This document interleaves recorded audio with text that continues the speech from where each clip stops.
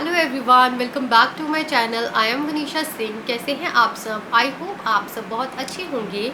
आज मैं आप सबके साथ शेयर करने वाली हूँ 10 हेयर केयर हैबिट्स जो कि अगर आप अपनाते हो तो आपके जो हेयर्स हैं वो बहुत ज़्यादा लॉन्ग, शाइनी, हेल्दी और ग्लॉसी होने वाले हैं। सो अगर आप जानना चाहते हो कि वो कौन सी 10 हैबिट्स हैं, सो बने रहे मेरे साथ इस वीडियो में। सो स्टार्ट करते हैं। सबसे पहली हैबिट के बारे में जो मैं बात करने वाली हूँ वो है स्कैल्प। सो आपकी जो स्कैल्प है वो हेल्दी होनी ही चाहिए, क्योंकि वो बिल्कुल रूट होते हैं आपके सर के ऊपर। जो रूट होता है जहाँ से आपके बाल ग्रोथ करते हैं, मैं उस की बात कर रही हूँ। और अगर वही बिल्कुल क्लीन और हेल्दी नहीं होने वाला है तो आपके बालों का जो टेक्सचर है और जो भी आपके बाल हैं उसमें तो प्रॉब्लम होनी ही है। सबसे पहला जो सोल्यूशन है वो ये है कि आप आपकी जो स्कैल्प है वो बिल्कुल हेल्दी रहे। सो आपकी स्कैल्प को हेल्दी रखने के लिए, जिसमें लाइक आपको डैंड्रफ ना हो, सो उसका सोल्यूशन ये है कि आप वीकली 1 लेमन अपने बालों में लगा सकते हो। एक नींबू अगर आप अपने सर में लगाते हो तो आपकी जो स्कैल्प है वो हेल्दी रहेगी, क्योंकि आपके सर में अगर डैंड्रफ वगैरह है सो वो क्लीन हो जाएगा। और उसके अलावा आप ट्राई कर सकते हो टी ट्री असेंशियल ऑयल, जो कि आप डाइल्यूट कर सकते हो अपने शैम्पू में, क्योंकि वो हाईली कंसनट्रेटेड होता है तो आप उसको डायरेक्टली यूज़ नहीं कर सकते हो। और उसको जैसे ही आप यूज़ करोगे सो आपकी जो हेयर है वो बहुत ज़्यादा धीरे धीरे करके वो आपकी जो स्कैल्प है वो आपको हेल्दी और क्लियर नज़र आने वाली है। सो आप ये चीज़ ट्राई कर सकते हो। और इसके अलावा अगर आपके मार्केट में आपने देखा होगा कि एंटी डैंड्रफ शैम्पूज़ आते हैं बहुत ज़्यादा। सो आप वो चेक कर सकते हो। लेकिन आप उसमें भी मैं एक सजेशन दूंगी कि अगर आप कोई भी एंटी डैंड्रफ शैम्पू या कोई भी शैम्पू चूज़ करते हो सो आप चेक कर लीजिएगा कि उसमें कोई हार्मफुल केमिकल्स तो नहीं है, क्योंकि हार्श केमिकल्स वाले जो शैम्पूज़ होते हैं वो आपके बालों को हमेशा ख़राब ही करते हैं। सो आप देख लीजिएगा कि आपका जो शैम्पू है वो बिल्कुल केमिकल फ्री हो। So next point second point है शैम्पू। सो आप 2 टाइम्स अपना हेयर वॉश कर सकते हो, वो तो मैंडेटरी है ही, क्योंकि इतना ज़्यादा डर्ट है, पॉल्यूशन है। बट जैसे अब समर्स आने वाली हैं, गर्मियों में सबको स्वेट भी आता है, पॉल्यूशन, डर्ट, स्वेट। सो आप उस केस में आप 3 टाइम भी वॉश कर सकते हो, इट्स ओके। वो भी चल जाता है। अगर आप इतना ज़्यादा अगर आपके बालों में वो प्रॉब्लम आ रही है स्वेट वगैरह की, या डर्ट पॉल्यूशन आपको बहुत ज़्यादा फेस करना पड़ रहा है, सो उस केस में आप वो चीज़ कर सकते हो।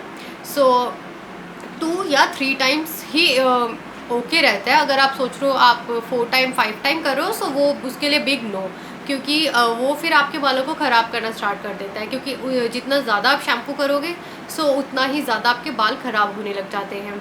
सो नेक्स्ट मैं बात करूँगी कि जब भी आप अपना शैम्पू करें सो ऐसा मत करिए कि सारी उम्र आप एक ही शैम्पू यूज़ करते रहे, जिससे जैसे कि मैंने बहुत लोगों को देखा है वो लाइफ टाइम 1-2 शैम्पू ही यूज़ करते हैं। बट आपको ऐसा नहीं करना चाहिए। आपको अपना शैम्पू ऑलमोस्ट 1-2 महीने के बाद आपको वो चेंज करना ही चाहिए, जिससे कि आपका जो स्कैल्प है वो हेल्दी रहेगी। और अगर आप कोई गलत शैम्पू यूज़ कर रहे हो सो आप उस केस में बच जाओगे। सो अब मैं बात करूँगी कि मैं कौन सा शैम्पू यूज़ कर रही हूँ। सो मैं आजकल यूज़ कर रही हूँ वाओ स्किन साइंस का लेवेंडर राइस वाटर वाला शैम्पू, जो कि एक पर्पल बॉटल में आता है। मैं आपको दिखा दूँगी बाद में। और ये है वाओ स्किन साइंस का lavender and rice water shampoo. ये शैम्पू विदाउट केमिकल्स आता है, जेल बेस्ड है और इसमें से आपको लेवेंडर की फ्रेग्रेंस आती है। राइस वाटर तो एशियन टाइम से कई कल्चर्स में यूज़ होता आया है फॉर लॉन्ग हेल्दी हेयर्स। और जापानीज वुमेन जिनके बाल वर्ल्ड में सबसे बड़े होते हैं, उनका सीक्रेट भी यही है राइस वाटर। तो इस शैम्पू में आपको राइस वाटर की पूरी गुणवत्ता मिलती है। आप ट्राई कर सकते हो ये वाला शैम्पू अगर आप करना चाहते हो। इसका लिंक मैं डिस्क्रिप्शन में आपको दे दूंगी।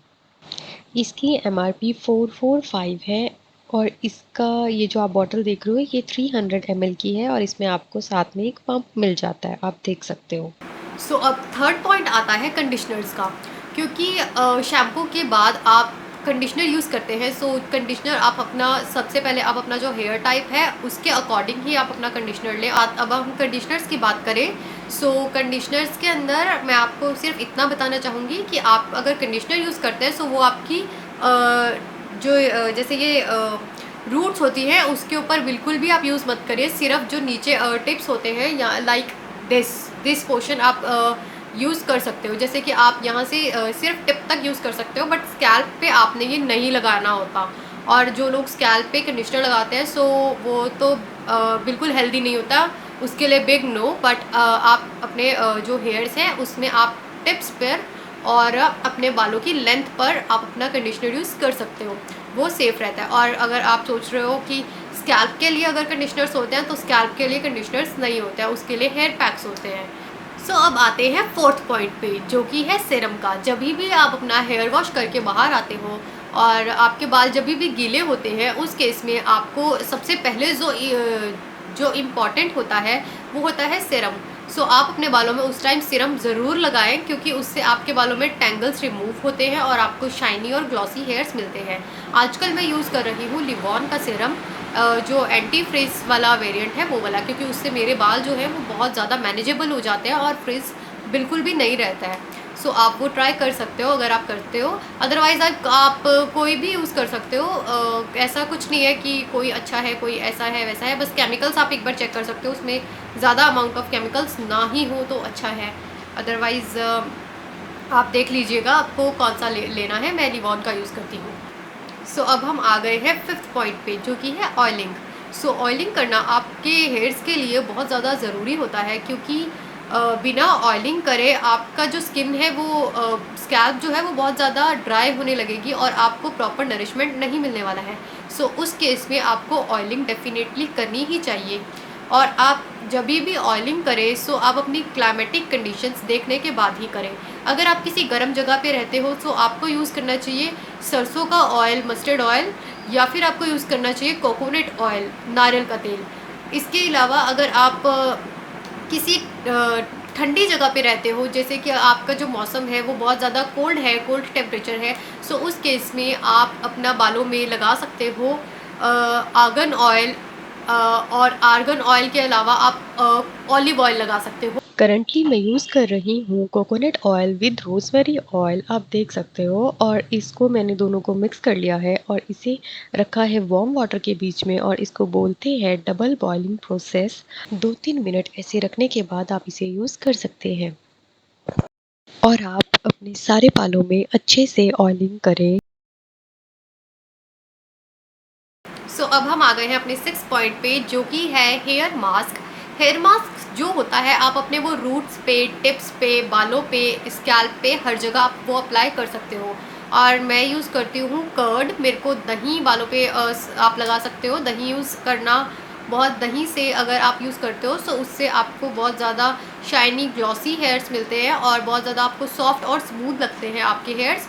इसके अलावा आप नीम और एलोवेरा का पैक बना के आप वो अपने सर पे लगा सकते हो, जिससे कि आपका जो हेयर मास्क है वो रेडी हो जाता है। उसके साथ साथ आप देख लीजिएगा, मैंने ये फ्रेश एलोवेरा अभी तोड़ा है, आप देख सकते हो। और इसके ऊपर कुछ येलो येलो आप देख सकते हो। सो ये बिल्कुल हार्मफुल होता है स्किन के लिए, हेयर के लिए। सो पहले आप इस चीज़ को रिमूव कर लीजिए और अच्छे से वॉश कर लीजिएगा अप्लाई करने से पहले। सो एलोवेरा को अच्छे से वॉश करने के बाद आप इसकी ये साइड्स निकाल सकते हो, जैसे कि आप देख रहे हो मैं निकाल रही हूँ। उसके बाद आप इसको 2 पार्ट्स में इस टाइप से डिवाइड कर लीजिएगा, जिससे कि एलोवेरा जेल जो है वो आप इजीली निकाल पाओ। और आप एक स्पून की हेल्प लेकर इसे अच्छे से निकाल लीजिए और उसके बाद ये अप्लाई करने के लिए बिल्कुल रेडी होगा। सो अब मैं ये अप्लाई कर रही हूँ, आप देख सकते हो। और स्पेशली मैं ज़्यादा अच्छे से लगा रही हूँ फोरहेड के पास जो बेबी हेयर्स होते हैं उनमें, ताकि वो जल्दी से ग्रो हो। और एलोवेरा से आपके जो हेयर्स हैं वो बहुत ज़्यादा हाइड्रेटिंग होने लगते हैं और आपको ये हाइड्रेशन प्रोवाइड करता है।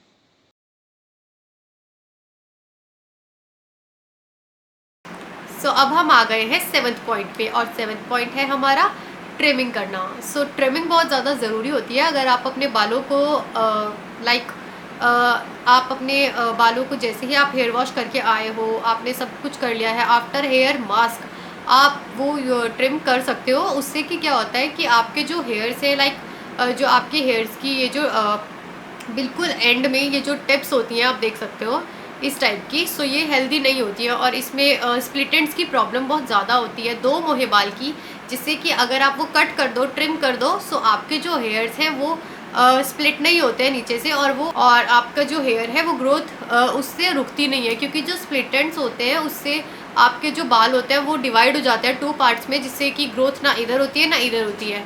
सो उस केस में अगर आप वो काट दोगे, सो आपके जो हेयर्स हैं वो प्रॉपरली ग्रोथ होना दोबारा से शुरू हो जाते हैं। सो इम्पॉर्टेंट है ये भी ट्रिम करना। सो आप महीने में 2 महीने में आप ये चीज़ ट्राई कर सकते हो। सो नेक्स्ट पॉइंट आता है 8th पॉइंट, जो कि है अवॉइड स्टाइलिंग योर हेयर्स।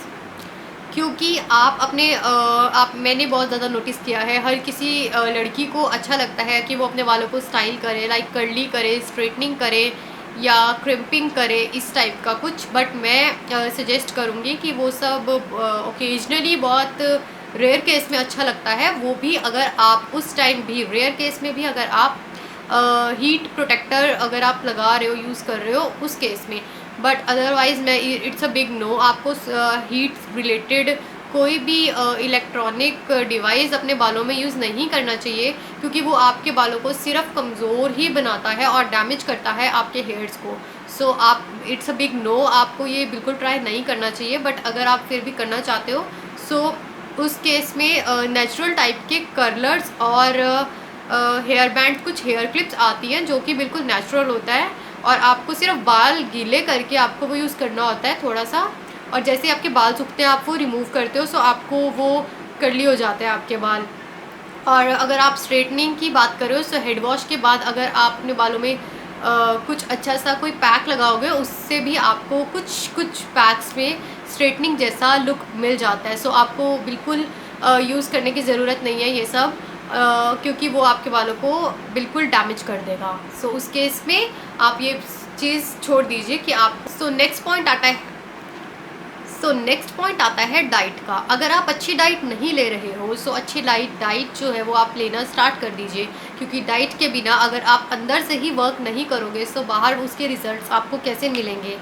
सो आपको बहुत ज़्यादा अच्छी डाइट लेनी चाहिए, और हेल्दी डाइट के साथ साथ आपको बहुत सारा वाटर लेना चाहिए, जिससे कि अगर आप पानी पीते रहेंगे सो आप हाइड्रेटेड रहोगे, और जो कि आपकी हेल्दी स्कैल्प में, आपके हेल्दी बालों में आपको हेल्पफुल उसका रिज़ल्ट मिलने वाले हैं। सो आपको एक अच्छी डाइट भी लेनी ही चाहिए, और उसके साथ साथ लॉट्स ऑफ वाटर आपको ड्रिंक करना ही चाहिए। पर जो कि है आपके कॉम्स हैं, वो आपने देखा होगा वो प्लास्टिक से बने होते हैं, रबड़ से बने होते हैं, या इस टाइप के कुछ ऐसे मटेरियल से बने होते हैं जो कि आपकी स्कैल्प को हमेशा ख़राब ही करेंगे या आपके हेयर ग्रोथ को प्रमोट नहीं करेंगे। बट मैं यूज़ करती हूँ नीम कॉम, या फिर कोई भी वुडन कॉम, जो कि बहुत अच्छी होती है, और आप अगर उससे कॉम करते हो तो आपका जो ब्लड सर्कुलेशन है वो बहुत ज़्यादा ब्लड सर्कुलेशन होने वाला है, जिससे कि आपकी जो स्कैल्प है 90% जो लोग हैं वो प्लास्टिक कॉम ही यूज़ करते हैं, बट उससे आपको कोई बेनिफिट नहीं होता है। सो अब हम आते हैं नेक्स्ट पॉइंट पर। सो इतना कुछ कर लिया है, और अब हमने फिज़िकली उस टाइप से हमने कुछ नहीं किया है। सो अब मैं बात कर रही हूँ आपकी योगा की। सो आपको हर टाइम करना चाहिए बाल व्यायाम, जो कि आप कभी भी कहीं भी इजीली बैठ के कर सकते हो। और अगर देखा जाए, मैं अभी आपके साथ बात करते हुए अभी इस टाइम भी कर सकती हूँ, लाइक वो एक्सरसाइज होती है कुछ इस टाइप की, और आपको ये सिर्फ इस टाइप से रब करना होता है, आप देख लीजिए। और ये एक एक्सरसाइज है जिससे कि आपके हेल्दी हेयर्स होंगे और आपकी हेयर ग्रोथ को प्रमोट करेगा। सो अब आप जान गए हो कि कौन सी ऐसी हैबिट्स हैं जो आप अपनी डेली रूटीन में, डेली लाइफ में अगर आप अपनाते हो, सो आपके जो हेयर हैं वो बहुत ज़्यादा हेल्दी रहे। सो आप ये सब टिप्स फॉलो कर सकते हो, और मेरी और वीडियोस देखने के लिए मेरा channel like, share and subscribe ज़रूर करिए। सो तब तक के लिए बाय बाय।